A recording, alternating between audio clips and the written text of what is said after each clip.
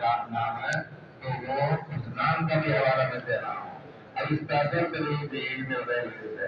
کچھ نام ایسے ہیں جو علم غیب میں تو نے رکھا ہے کوئی نہیں جان سکا اللہ تو نے اس کو ظاہر کیا.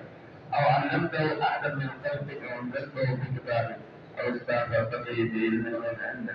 کیا دعا ہے؟ ان تجعل القرآن ربيع قلبي ونور صدري. قرآن کو میرے دل کی بہار بنا دے. ربیع جیسے ربیع ہوتی ہے بہار بارش وغیرہ اچھی ہوتی ہے موسم ٹھنڈا ہوتا ہے آدمی اس میں اور پھر اس کی کھیتی باڑی ہوتی ہے اس سے وہ فائدہ اٹھاتا ہے. تو وہی ہے میں قرآن کو تو میرے دل کا دل کے اطمینان کا سبب بنا دے. اس کا بھی ترجمہ کر سکتے ہیں آپ یہی کہ بہار جس کو کہتے ہیں ان کو دیکھ کر کے آدمی خوش ہوتا ہے. تو میرے دل میں قرآن اس طرح بتا دے کہ ہمارا دل ہمیشہ میری رحمت سے خوش رہے. انہوں نے صدری اور میرے سینے کی روشنی تو اس کو بنا دے. وہ جلا حزنی میں غموں میں مبتلا ہوں میرے غموں کے دوری کا سبب بنا دے.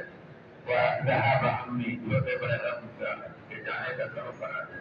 تو اگر آدمی نے ایسا کر دیا تو رسول نے کہا الا اذهب الله همه وحزنه اللہ تعالیٰ اس کے غم کو دور کر دے گا. وأبدله مكانه فرحا اور اس کے لیے اور اس کو خوشی کے اسباب مہیا کرے گا اس کے لیے. قیل یا رسول اللہ اپنا نظر صحابہ نے کسی نے کہا کہ اللہ کے جس کو ہم سیکھتے ہیں تو نے پڑھا ينبغي لما سمعها أن يتعلمها. جس نے یہ سنا چاہیے کہ وہ اس کو سیکھے. تو یہ اللہ تعالیٰ کے نام ہے اور اللہ تعالیٰ جہاں بھی آپ اپنی عبودیت اور خوشی اور قبول اللہ کا ظاہر کریں گے ظاہر کر کے وہی اللہ تعالیٰ کی خوشنودی انشاءاللہ ہے. پھر اس کے بعد حدیث شریف ہے جو اس سے پہلے ایک حدیث ہے کہ حضرت ابن عباس کہتے ہیں کہ رسول اللہ صلی اللہ علیہ وسلم میں رسول کے پیچھے ایک دن تھا. قال یا ہونا پیچھے کیسے سواری کرتے ہیں.